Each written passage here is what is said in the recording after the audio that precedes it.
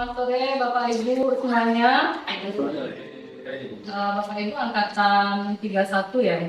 Jadi baru semester 1 ya, semester awal ya. Nah, sebelumnya apakah sudah mendapat perkuliahan dari kebijakan pembangunan pariwisata? Sudah oleh Ibu Rektor ya. Oke, berarti itu adalah UTS sudah ya. Sudah kayaknya. Nah, itu berarti kalau sudah UTS itu berarti sudah sampai semester 7 ya. Pertemuan ke-7. Nah, kita mulai pertemuan ke-8 ya, Pak Ibu. Jadi saya jelaskan sekilas. Ini adalah rencana pembelajaran semester selama Bapak Ibu mengikuti perkuliahan KPP. Jadi di dalam RPS ini akan ada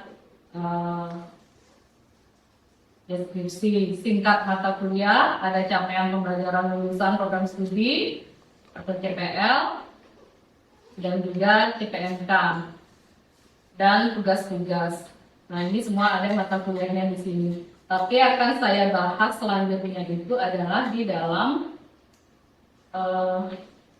kontrak mata kuliah, jadi kontrak perkuliahan.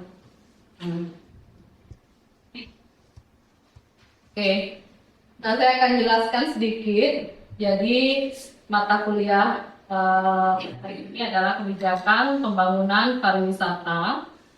Nah, jadi perkenalkan saya Dr. Hemandia Dewi, akar MAP, dan kita ada tim teaching. Ketua tim teachingnya adalah Profesor Dr. Niku Tirta Wilandri. Yang pertama dari jadi pertemuan 1 sampai 7 sudah ya, sampai UTS itu sudah diberikan sebelumnya. Jadi yang sekarang itu adalah mulai pertemuan ke-8 sampai 16. Jadi yang pertama saya ingin sampaikan adalah capaian pembelajaran. Silakan masuk dulu. Jadi dalam mata kuliah ini diharapkan mahasiswa mampu memahami dan menjelaskan masalah kebijakan pembangunan pariwisata secara umum. Nah, nanti akan dijelaskan kembali. Jadi saya tidak akan membacakan semua. Nanti Bapak Ibu akan saya berikan kontrak mata kuliah ya, untuk MKPP. Nah, terus deskripsi mata kuliahnya ini adalah jadi mahasiswa itu menguasai dan mampu menjelaskan, memahami konsep dasar pariwisata dan manfaat pembangunan pariwisata, sumber daya pariwisata, industri pariwisata, pemerintahan dan penawaran pariwisata, gambaran umum destinasi pariwisata, dan lain sebagainya. Nah, adapun tujuannya adalah, yang pertama itu adalah tujuan yang berkaitan dengan peningkatan kemampuan kognitif agar mahasiswa mampu memahami fokus dan lokus dalam kebijakan pembangunan pariwisata, dan juga mampu memahami konsep dasar, mampu menyusun serta menerbitkan sebuah jurnal ilmiah. Nah, ini yang juga sangat penting ya Bapak Ibu, karena jurnal ilmiah ini adalah itulah yang nanti menjadi salah satu persyaratan wajib Bapak Ibu dalam mengikuti ujian tesis. Jadi pada saat ujian tesis nanti Bapak Ibu itu harus sudah publish jurnal.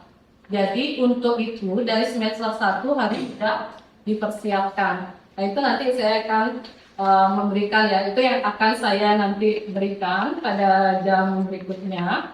Jadi kita akan melakukan diskusi secara grup, jadi kita latihan untuk membuat jurnal. Dan untuk soft skill-nya itu adalah supaya mahasiswa mampu mengenali fenomena yang terjadi dalam suatu kebijakan pembangunan pariwisata, dan juga bisa menggali potensi wisata untuk pembangunan pariwisata Indonesia, dan memecahkan permasalahan yang menghambat pariwisata yang tidak berkembang. Dan metode pembelajaran di sini adalah kita melakukan ceramah, diskusi, tanya jawab, dan praktek penyusunan jurnal. Jadi karena Bapak Ibu sudah magister, sebetulnya kalau teori bisa dicari, bisa dipelajari. Sekarang kan gampang sekali ya, ada Google Scholar, banyak sekali yang bisa sarana yang bisa digunakan untuk Bapak Ibu di dalam hal belajar. Nah, adapun materi perkuliahan, oke, sorry, jadi kita lanjut ke pertemuan ke-9. Nah, jadi sebelumnya Ibu Rektor sudah memberikan konsep, teori, definisi pariwisata ya. Jadi kita sekarang tinggal melanjutkan ke teori, ke pembahasan yang lainnya. Nanti akan ada peran pariwisata dalam pembangunan, ada peranan otonomi daerah dalam pengembangan sektor, ada kebijakan pembangunan pariwisata, jadi ada tren pariwisata. Nah, ini akan apa namanya? Ini akan ke depannya seperti ini. Dan nanti saya akan memberikan materi tugas ya, itu perorangan untuk membuat jurnal dengan permasalahan pembangunan pariwisata atau kebijakan pariwisata. Nah, tujuannya di sini, kenapa Bapak Ibu saya berikan tugas jurnal supaya nanti lebih enteng. Jadi kalau sudah ada draft jurnal, nanti cuma tinggal publish saja. Jadi kita belajar dulu bagaimana template jurnal bagaimana. Cuma nanti subjeknya itu adalah mengenai pembangunan pariwisata. Tapi nanti kalau jika Bapak Ibu mau publish, ya silakan. Jadi bisa tergantung subjek masing-masing. Tapi sekarang kita latihan dulu ya. Oke. Nah, terakhir itu akan ada ujian akhir semester ya. Setelah ini. Nah, di sini juga ada jumlah presensi yang harus dihadiri. Nah, ini semua nanti akan saya berikan kepada Bapak Ibu mengenai penilaian, terus plagiarisme. Itu nanti di dalam plagiarisme itu ada namanya cek penelitian. Jadi nanti pasti kampus yang akan memfasilitasi, pasca sarjana yang akan memfasilitasi. Kalau jurnal itu nanti rumah jurnalnya sendiri yang akan cek plagiarisme. Untuk tes tulis, nah ini juga penting. Nanti kita akan ada penelitian. Jadi penelitiannya yang akan yang akan mengecek ya. Jadi mulai Bapak Ibu tesis nanti akan sudah ada cek plagiarisme. Oke. Ini adalah aturannya, jadi mahasiswa hadir tepat waktu, terus selama mengikuti perkuliahan pakai di silent, saya silent masih bunyi. Terus selama mengikuti perkuliahan daring, kamera diwajibkan dibuka, tapi ini kita sekarang offline. Ini berlaku untuk online. Nah, kita akan menyepakati kontrak kuliah dan penugasan. Mahasiswa yang hadir 100% mendapatkan poin nilai. Terus mahasiswa yang kehadirannya kurang dari 75% akan membuat tugas tambahan mandiri berupa paper terkait mata kuliah. Nah, mahasiswa memberikan evaluasi terhadap dosen 60 MK di setiap akhir pembelajaran. Seluruh mahasiswa wajib menjaga kebersihan dan ketertiban selama mengikuti kuliah. Jadi itu adalah kontrak perkuliahan untuk mata kuliah kebijakan pembangunan pariwisata di Magister Administrasi Publik. Pariwisata sangat general. Jadi kalau misalnya Bapak Ibu mau mengambil penelitian pariwisata, jadi bisa masuk kemana saja kebijakannya. Misalnya seperti di infrastruktur. Jadi kebijakan infrastrukturnya seperti apa? Mungkin kalau ada yang basicnya di teknik, ini kan basicnya banyak ya dari segala disiplin ya. Jadi nggak cuma dari administrasi publik aja kan. Nah, itu bisa diambil Pak. Jadi misalnya contoh, kalau penelitian saya, disertasi saya itu tentang infrastruktur. Jadi studi kasusnya itu tentang jembatan runtuh yang ada di Nusa Penida. Nusa Lembongan dan Nusa Ceningan. Nah, itu bisa jadi contoh juga. Jadi lebih mengambil, ada pariwisatanya sedikit, tetapi saya justru penelitiannya lebih cenderung ke jadi ke tekniknya. Tapi kita tidak terlalu ini ya, karena administrasi publik itu sangat general. Jadi kita bisa masuk apa saja. Jadi Bapak Ibu bisa dari segala multidisiplin itu sebenarnya bisa, idenya banyak sekali. Kita lebih mudah sebetulnya kalau membuat penelitian. Jadi karena Bapak Ibu itu semesternya sedikit ya, hanya 3 semester. Jadi mulai semester 1 ini sudah harus dipikirkan. Kita kan tidak seperti S1 ya. S2 ini cenderung lebih sudah memikirkan penelitian. Jadi Bapak Ibu sudah memikirkan apa permasalahan yang akan diambil di lingkungan Bapak Ibu. Bisa juga tentang kebijakan pariwisata dikaitkan. Nah, seperti yang jembatan Buntung itu kan di daerah pariwisata ya. Lokusnya kita ambilnya di karena itu merupakan daerah pariwisata sehingga menjadi sorotan dunia dan ada yang meninggal. Nah, itu suatu masalah besar. Kenapa jembatan tersebut sampai tidak di-maintain, ya kan? Apa sebetulnya permasalahannya? Nah, gitu kita harus tahu kan, itu yang kita cari tahu. Ternyata di dalam itu banyak sekali ada permasalahan. Nah, kita kaitkan dengan apa? Otonomi daerah, pusat dan daerah. Sebetulnya terus kita telusuri, kita cari tahu siapa sih sebetulnya yang bertanggung jawab. Nah, itu masuk ke kebijakan publik, Pak. Jadi siapa yang bertanggung jawab terhadap jembatan ini, ya kan? Apakah pemerintah pusat atau pemerintah daerah? Akhirnya kita jadi mempelajari kan? Saya jadi mempelajari tentang PUPR, jadi lebih meneliti ke PUPR. Nah, terus jembatan dan jalan dibagi 3 kan, ada pusat, provinsi, dan di daerah. Jadi seperti itu. Nah, kenapa sampai lalai? Kenapa sampai sudah berkali-kali kan warning itu, tapi tidak ada action. Saya juga sampai wawancara ke Pak Bupati Klungkung pada waktu itu, dan memang akhirnya saling menyalahkan antara pusat dan daerah. Nah, di sanalah temuan kita. Kita pakai teorinya siapa gitu. Dulu saya pakai teorinya William Mendun yang untuk membahas ini. Jadi kita efektivitasnya bagaimana, apakah kewenangan daerah sama pusat. Nah, kita buat model baru. Apa yang kita bisa rekomendasikan kepada pemerintah daerah dan pusat, itu nanti semuanya ke sana. Jadi itu gambarannya seperti itu. Saya yakin ketika saya sudah bicara seperti ini, pasti Bapak Ibu sudah punya ide, ya kan? sudah mulai kan? Sudah mulai terangsang apa yang akan saya. Oh, ini kayaknya ada masalah di tempat kerja saya seperti ini. Jadi itu Pak, kaitannya luas sekali. Administrasi publik ini enak sekali. Sebetulnya apapun bisa masuk. Nah, sekarang mulai pikirkannya, Bapak Ibu nanti kalau kelompoknya sudah dibagi, itu nanti buat abstrak. Di dalam abstrak itulah nanti Bapak Ibu silakan presentasikan kajian apa yang nanti akan Bapak Ibu buat, konteksnya pariwisata. Nah, sambil ini Bapak Ibu silakan sambil memikirkan apa kira-kira, nanti itu terbentuk kelompok, langsung kasih ide ke kelompoknya, langsung kerjakan. Oke, nah ini pengertian ya kebijakan pariwisata. Nah, Bapak Ibu ini bisa baca teori-teori seperti ini, banyak sekali ada ya. Dan ini yang kita ambil salah satunya. Jadi pengertian kebijakan pariwisata, bukan pariwisata. Mungkin kalau pariwisata kan basic sekali ya. Nah, ini kebijakannya. Jadi ada yang pertama itu menurut KBBI itu ada kepandaian, kemahiran, kebijaksanaan.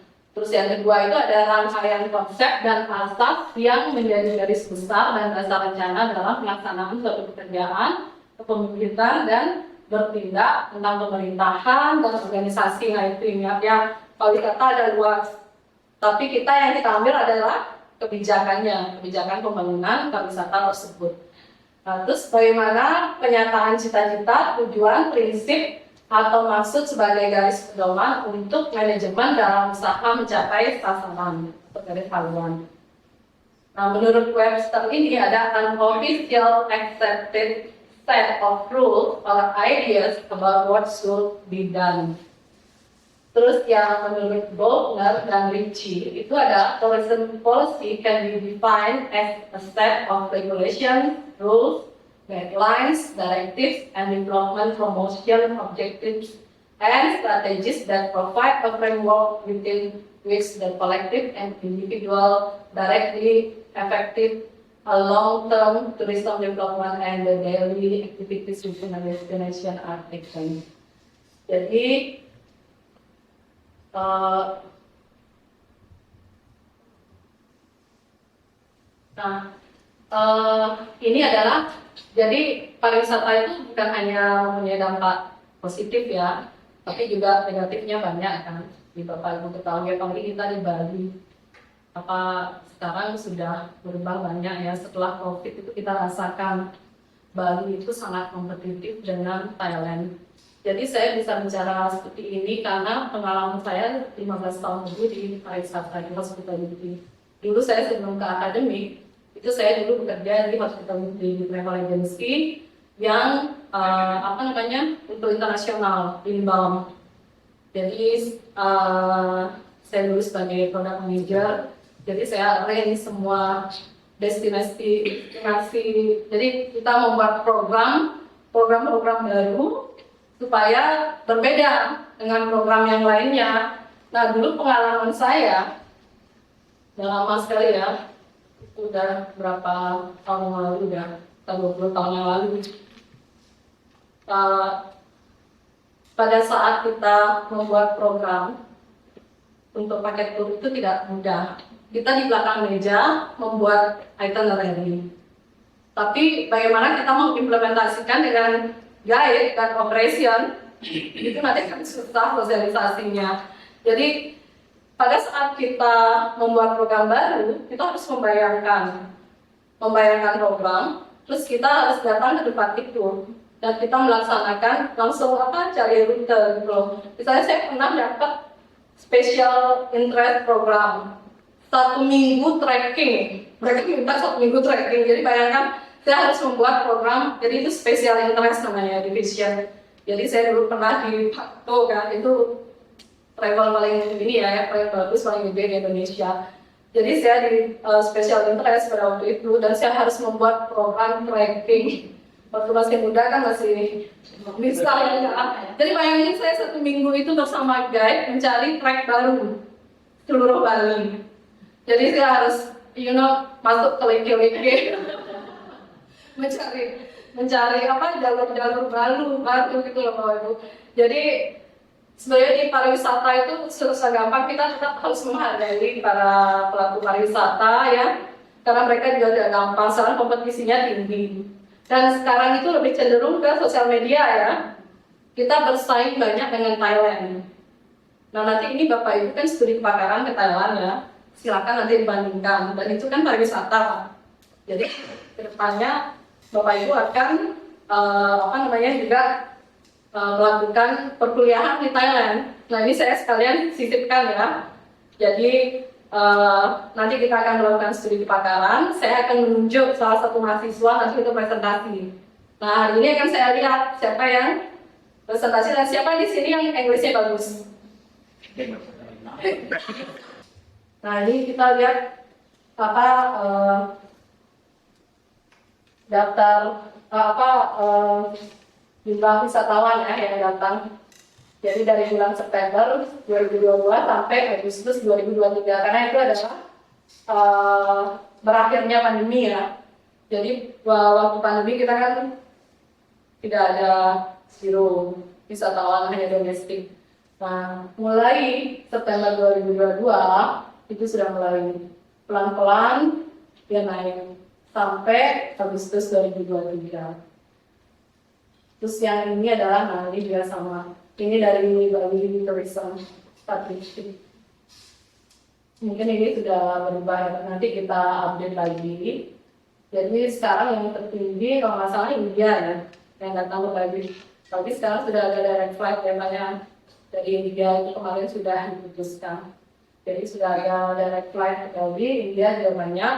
Nah silakan Bapak Ibu bisa jadi apa permasalahan ketemu India datang. Nah itu bisa juga, ya kan, banyak sekali ada masalah. Silakan nanti dieksplor. Jadi yang kelompok masing-masing itu nanti mulai menyumbangkan pikiran ke kelompoknya, apa saja ide-idenya. Tamu Cina sudah menurun, tidak begitu banyak ya. Mungkin mereka juga belum begitu banyak keluar kota. Tapi saya lihat beberapa sudah ada. Australia juga dipikirkan. Kan kita banyak sekali yang masalah dari kebijakan Australia dan juga Indonesia terkait dengan pariwisata. Nah, kita mulai ke konsep pendekatan. Di sini nih yang seru kan, Bapak Ibu harus pelajari. Kalau di pariwisata, kita biasanya menggunakan pentahelix. Nah, sekarang sudah berkembang ke hexahelix. Jadi, kalau hexa itu 6, ya. Jadi, kalau penta 5. Jadi konsep ini yang akan digunakan Bapak Ibu nanti untuk membahas misalnya apa tentang desa wisata. Ya. Nah, pariwisata itu banyak. Dan sekarang yang lagi tren itu adalah desa wisata. Jadi silakan kalau Bapak Ibu mengambil tentang desa wisata juga boleh. Desa wisata juga ada peringkatnya ya, makanya ada skala 1, 2, 3, 4, 5 seperti itu kan. Jadi mereka ada penilaian juga. Nah, itu bisa diambil juga, itu bagus. Kalau misalnya Bapak udah punya siapa di desa wisata, bisa dibandingkan kenapa desa wisata ini masih 1 star atau 2 stars, kenapa desa wisata ini sudah 5 star.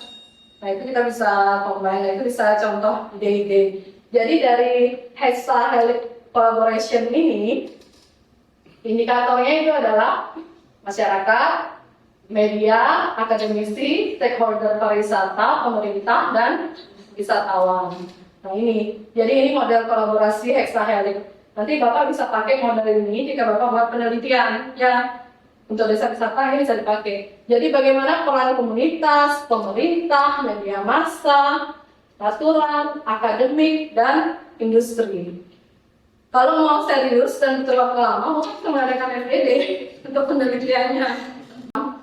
Kalau kita ke luar negeri, ke ASEAN market, produk lokal Indonesia itu sangat sedikit. Yang lebih banyak itu Cina, Thailand, dan Vietnam. Vietnam itu saya beli nangka aja dalam kaleng itu Vietnam yang bikin. Jadi mereka bikin nangka. Yang Thailand kan pertaniannya itu bagus sekali ya. Dan mereka punya pengalengan, packaging itu sesuai dengan standar ISO. Nah itu kita harus kembangkan ke sana sebetulnya. Dan saya lihat ada beberapa perusahaan Thailand itu yang membuat di sini. Ya, karena Bapak Ibu kita cek juga ya benar atau tidaknya. Karena ini masih asumsi, belum ada data, saya belum mendapatkan data bahwa siapapun penduduk Thailand yang mengembangkan usahanya di luar negeri disupport full oleh pemerintahnya mereka. Nah itu bisa dijadiin contoh. Ya.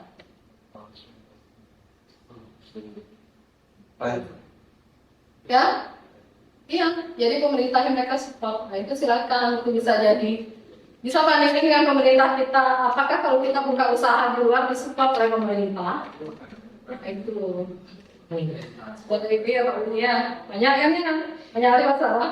Jadi kita kalau meneliti itu cari masalah. Kalau tidak ada masalah, nggak usah diteliti apa? Kalau sudah beres, yang bermasalah diteliti. Nah itu fungsinya cari masalah kita sebetulnya. Nah ini tren industri transportasi, luxury bus, luxury kereta.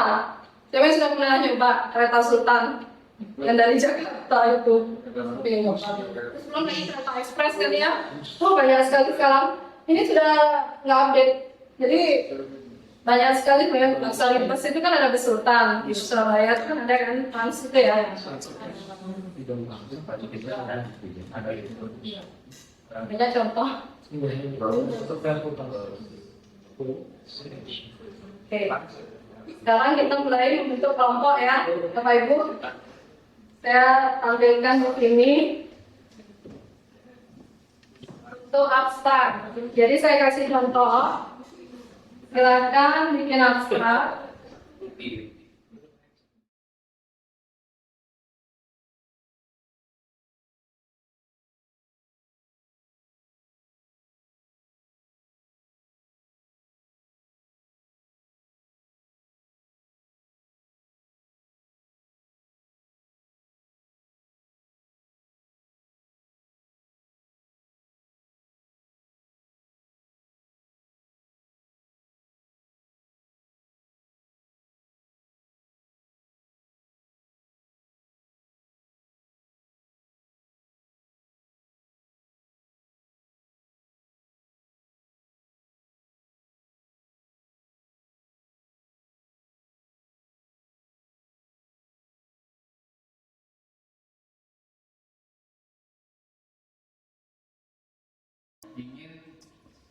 membahas mengenai pengelolaan sampah di daya tarik wisata Tukadepung, Desa Ridelo, Kecamatan Teguku, Kabupaten Bangli. Adapun yang melatar belakangi kami membahas tentang pengelolaan sampah di Desa Tarik Wisata Tukadepung adalah sampah itu merupakan salah satu problem yang kita lihat bersama dan kita ketahui bersama, khususnya di daerah wisata di Bali. Kita lihat bahwa sampah sampai saat ini pengelolaannya pun belum maksimal. Taman air itu berkurang. Jadi kalau misalkan kayak Cak sudah ke Uluwatu, jadi mungkin teman-teman dari pariwisata yang luar itu sudah Caknya udah nggak ada di taman air dan bergeser ke Uluwatu gitu. Jadi ada beberapa hal yang memang terdegradasi dari konsistensi pariwisata di taman air. Jadi dalam situasi yang lagi maraknya di dunia maya itu pengelolaan daerah sembilan wisata di Kabupaten Berau. Bapak Ibu ketahui bersama bahwa di Kabupaten Berau itu yang aktif ini sudah mendunia yang menjadi daerah pembuat pariwisata yang terletak di Kabupaten Bandung, Kecamatan Utara di Desa Teguku.